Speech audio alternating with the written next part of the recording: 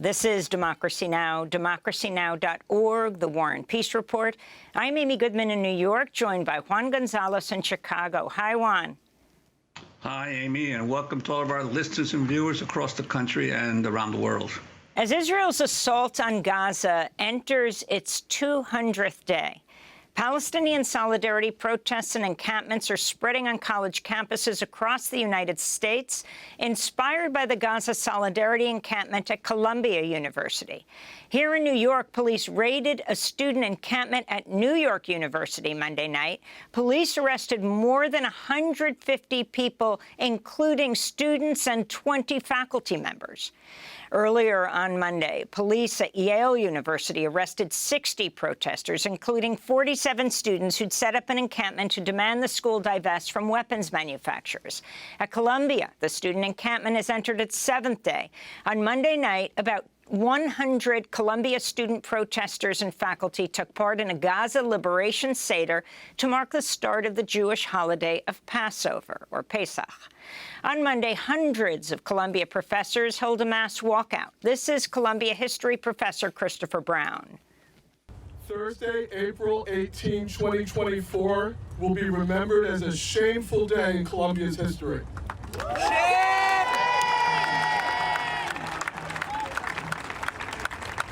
The president's decision to send riot police to pick up peaceful protesters on our campus was unprecedented, unjustified, disproportionate, divisive, and dangerous. Student encampments are now in place at numerous other schools, including University of Michigan, Ann Arbor, University of California, Berkeley, University of Maryland, MIT, and Emerson College in Boston. We're joined now by two professors. Joseph Slaughter is Associate Professor of English and Comparative Literature at Columbia University. He's the Executive Director of the Institute for the Study of Human Rights, which put out a public statement condemning the repression of student protests at Columbia and the calling in of the New York police, who made over 100 arrests. Also with us, New York University professor Helga Tawil-Souri. She's a leading Palestinian American scholar of media, culture, and communication, co-editor of the book Gaza as Metaphor. Okay, we're going to begin with New York University, with Professor Tawil-Souri. You have been at the encampment since it began at NYU Monday morning at 4, and you just came from jail support, where, over 140 people, including 20 of your peers, NYU professors, were arrested. Can you explain what's going on at NYU? Yeah, sure. So the students decided to start an encampment yesterday, early in the morning, in support of Gaza, in support of Palestine, also kind of in support, obviously, of other students and Columbia and otherwise. And very early on, already from the very beginning of the first tent being set up, the NYU security guards came and NYPD came. But quickly, kind of a sort of de-escalation, if you want, kind of took place between faculty members and security guards, and NYPD left, and it was peaceful all day long. There was a lot of sort of negotiation back and forth between the faculty and the security guards on behalf of the students. And at some point in the afternoon, kind of, things like police presence was kind of escalating. And the negotiations kind of stopped, and at some point the NYU security guards were like, all right, well, they made it pretty clear that NYPD presence was just sort of imminent at that point, and kind of started coming up with all kinds of reasons as to why they were going to show up and so on, kind of kept pushing the bar in different directions. And then the NYPD came. Faculty kind of had made a sort of front line kind of buffer zone at the very beginning. They were arrested very quickly. And then the police force kind of forced in their way into this sort of plaza where the students were, where the students had their tents set up, and extremely violently kind of took down all the tents, were throwing chairs around, and then arrested all of the students that were there, and then also had a third wave of arrests of other people that were kind of still in that area as well.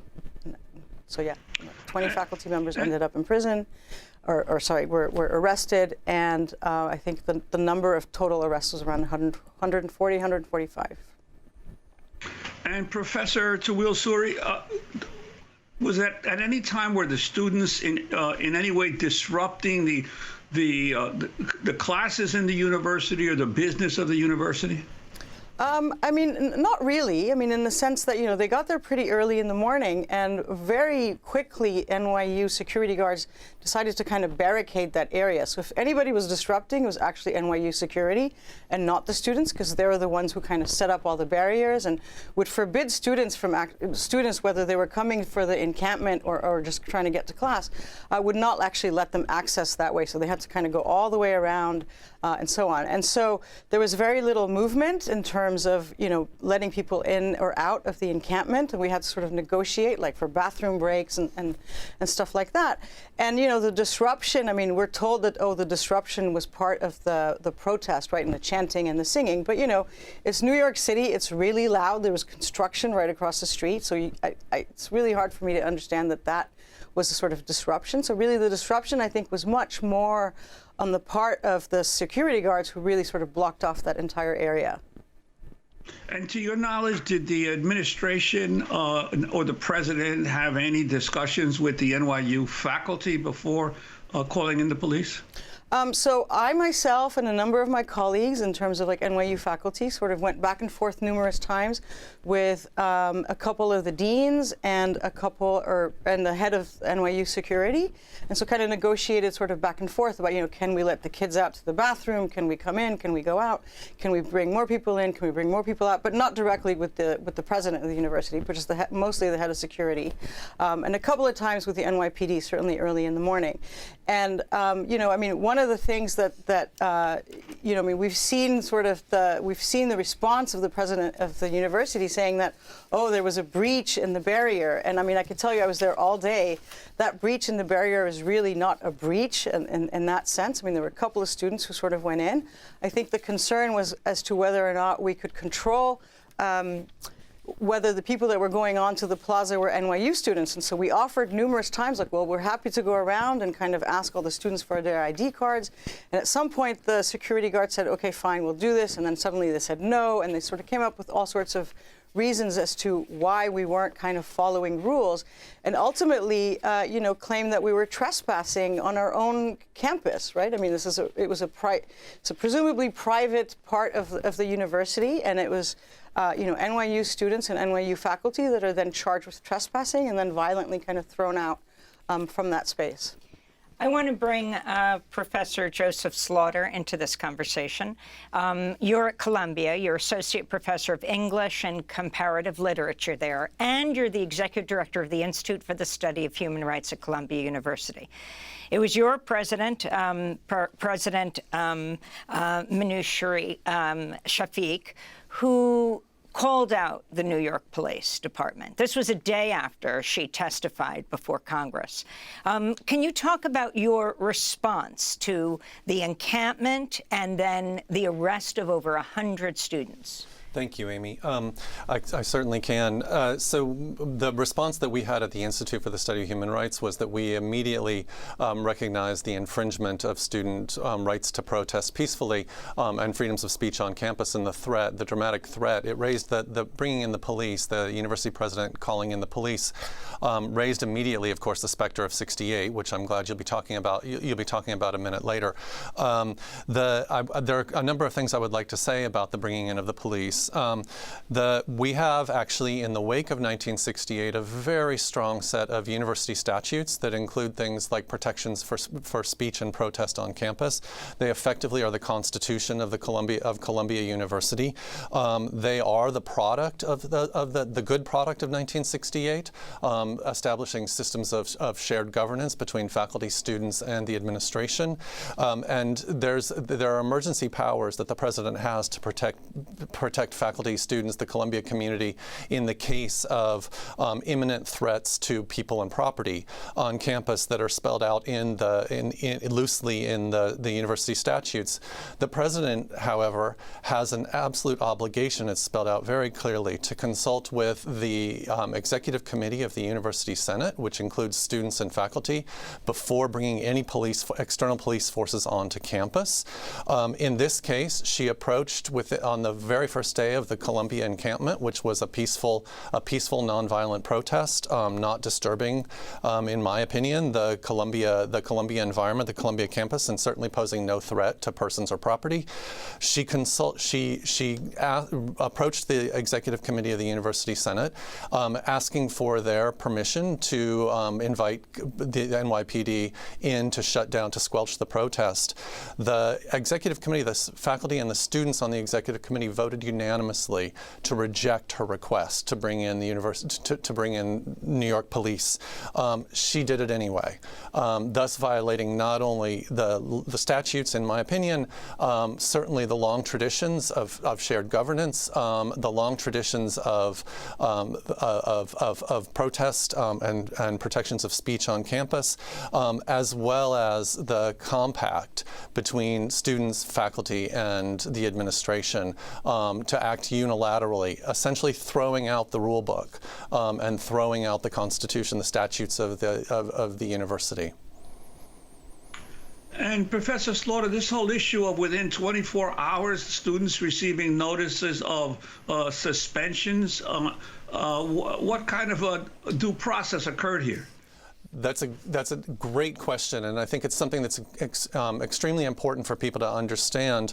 In the letter that President Shafiq sent to the NYPD, the chief of police, asking them for their intervention, she claimed that the students were being suspended for violations of university policies, and that therefore they were trespassing on Columbia property. The 108 students who were arrested were charged with trespassing. However, in fact, the vast majority of those students, there were a number of exceptions from Barnard apparently, but the vast majority of those students were in fact not suspended until 24 hours after the arrests.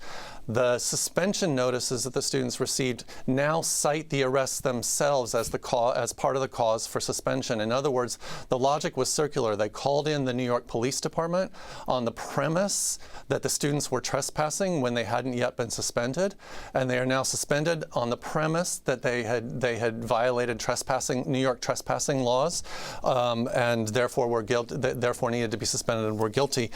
In my opinion, the NYPD were called in under false pretenses by the president of the university. I wanted to get your response to the New York police chief, John Chell, said that President Shafiq identified the demonstration as a clear and present danger, but that officers found the students to be peaceful and cooperative. I think this is also something that's absolutely important for people to know. In fact, John Chell, the chief of patrol, said that this disavowed the language of clear and present danger. The president had used the exact language taken from the university statutes of clear and present danger to the substantial functioning of the university. She did not, however, say that the students posed a clear and present danger to persons and property, which are the two primary criteria for bringing in police onto campus to protect the Columbia community. In other words, at the moment in which she was making a speech for which she could be held legally responsible, that is, writing to the police department to call in the police department, she refused to use to say that the students were a clear and present danger to Columbia faculty and persons and property. In other words, while she was sending messaging out, while the university administration was sending messaging out through all of its channels, by email and public announcements, saying that these students posed a danger, that's not the language they used to talk to invite the police in. The chief of patrol said, in fact, that the students posed no danger, disavowed the language of clear and present danger, saying that's President Shafiq's words, not his, and that the students were protesting peacefully, saying what they wanted to say peacefully, and in no way resisted arrest.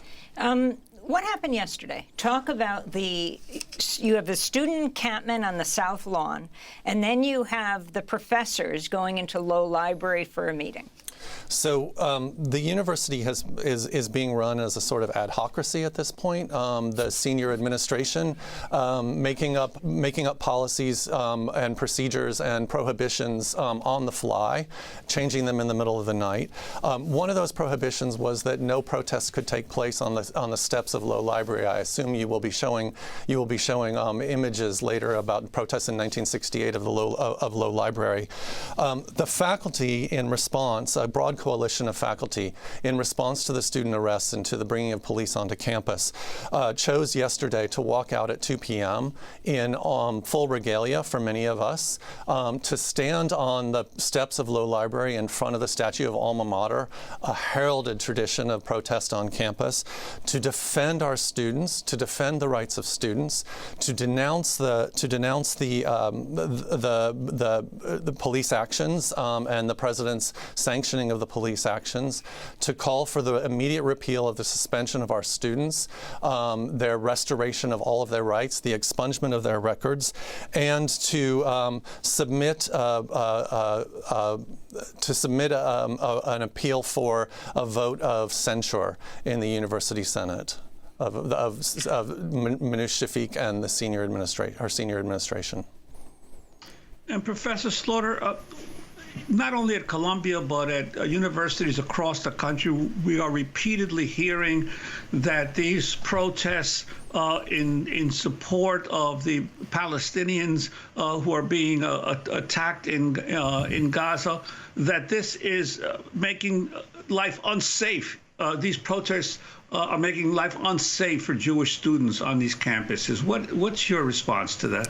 So I have multiple responses. The messaging out of Columbia has consistently emphasized the dangers of these protests, in particular to Jewish and Israeli and pro-Israeli students.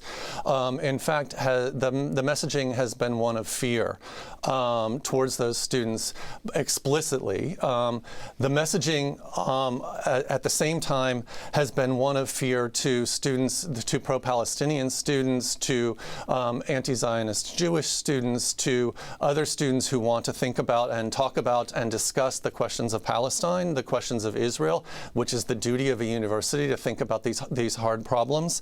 The message to those students is also fear, but a fear by omission. The university not ever acknowledging any of the fears, the Islamophobic actions that are taking place on campus, any of the attacks that have taken place on campus. And so in some ways, the university itself, it seems to me, in its public messaging since October, has ginned up fear both among Jewish students and pro-Palestinian students.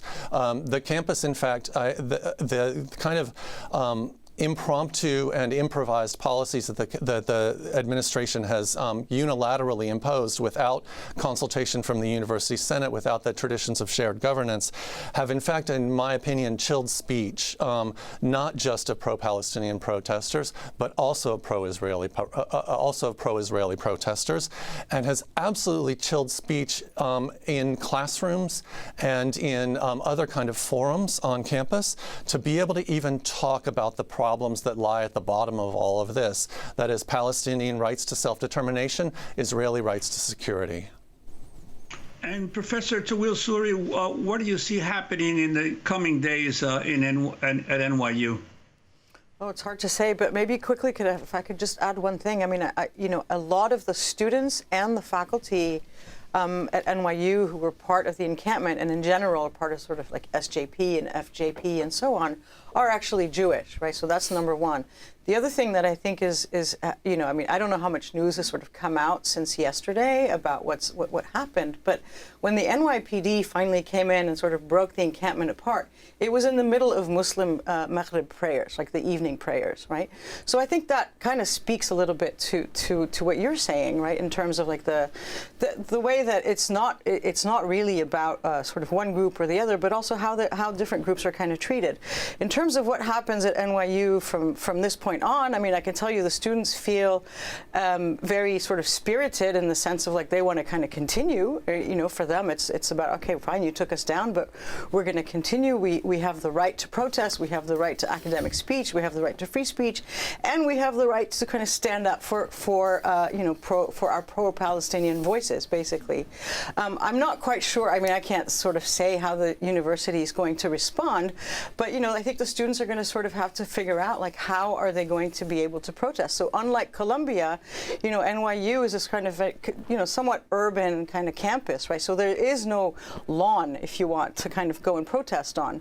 And so I think that's part of what we saw yesterday is this plaza where the encampment took place is private property, but you know, the moment you step off of the steps, it becomes a New York City property, right? So there's a very sort of blurry line as to where does the NYPD kind of sort of stop its sort of jurisdiction, if you want to call it that, versus where does campus security stop. So I think that's a little bit different in terms of NYU, and I think that's a sort of challenge, if you want, that is faced by the students. But I think the students kind of are very resolved in the sense of like, we're going to keep going with this. Professor Tawil-Souri, the New York Times subheadline was dozens were arrested on Monday at NYU and Yale, but officials there and at campuses across the U.S. are running out of options to corral protests, they said. What are the options that officials have at these universities besides arrests and suspensions? That's a great question. I mean, maybe first to kind of have a discussion, right? Like kind of, you know, be sort of very open about like, all right, well, let's sort of sit down and talk about these things. Let's host a number of different events. Let's host a number of different speakers. Let's allow for these kind of speakers and events to happen. I think what we see is also a sort of shutdown of certain kinds of things, right? Let's allow for whether it's classes or teach-ins or all of that. And in terms of the protesters, I mean, yesterday there was a sort of, you know, I think part of what happened certainly at NYU is that there was a kind of compression, if you will, right? So people in support were coming to you know, sort of demonstrate and speak with the students and so on, but couldn't kind of access, right? So they bleed into the streets, and the students can't get out, and so it's sort of a bit of a sort of pressure cooker in the sense that you of course you're creating this kind of barricade that becomes very difficult to manage, but it's also becoming a way that, you know, the barrier itself is actually creating part of the problem, right? So I think if you kind of have a way to kind of figure out how to sort of allow people to move around, to not necessarily prevent them from moving, I think a lot of problems would kind of not exist to begin with. Same question, Professor Slaughter. Thank you. One of the things that President Shafiq said in response to a question at Congress last week that I found most disturbing, that hasn't been commented on at all, is that what she's learned over this last 6 months is that our rules weren't made for this moment, and this justifies in some ways the administration throwing out the rule book and coming up with impromptu policies on how to police speech. In fact, the rules were made exactly for this moment. They were made for 1968. They were made from 1968, and to prevent a repeat of 1968. We have an extremely robust rules for the protections of speech and protest on campus. We have an extremely robust system for protecting due process rights for students when they have violated or are accused of having violated those protections. If this administration had chosen to lean into the statutes of the university and the rules about the rules that have kept our community together for 50 years, we would be in a much better place with faculty and students on board. Well, I'm glad you went back in history, because that's where we're going right now. Professor Slaughter of Columbia University and Professor Helga Tawil-Souri of New York University.